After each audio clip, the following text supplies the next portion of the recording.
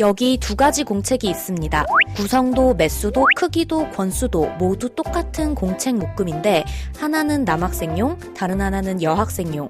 두 공책은 겉표지의 색깔, 캐릭터 때문에 성별이 생겼다고 합니다. 공책뿐만이 아닙니다. 학용품 쇼핑몰을 보면 연필, 물감, 스케치북, 크레파스 등 어린이들이 사용하는 대부분의 학용품에 성별이 붙어 있습니다. 남아용은 겉모습이 푸른색 계열의 로봇, 자동차가 그려져 있고 여아용은 분홍색 계열로 포장이 되어 있으면서 인형이나 공주 캐릭터가 그려져 있습니다. 남아용과 여아용이 구분된 학용품은 우리나라에만 있는 게 아니었습니다.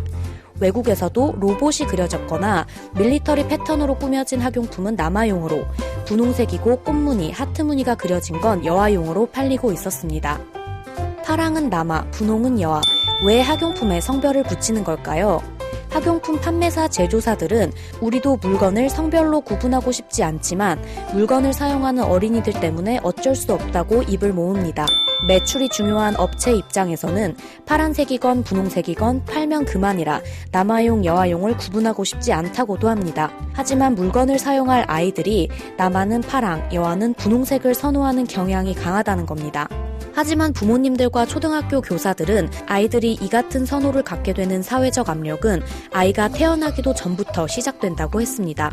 엄마가 임신을 하면 아기 옷과 턱받이, 손수건 등 아이가 태어나면 쓸 물건을 준비하는데 이때부터 남자아이는 하늘색 계열, 여자아이는 분홍색 계열의 물건을 갖게 됩니다. 한 초등학교 선생님은 교실에 이름이 적혀있지 않은 공책이 있을 때 누구 거냐고 물어보면 아이들이 표지 색깔에 따라서 파란색이면 남자애, 분홍색이면 여자애 것 같다고 말한다고 했습니다.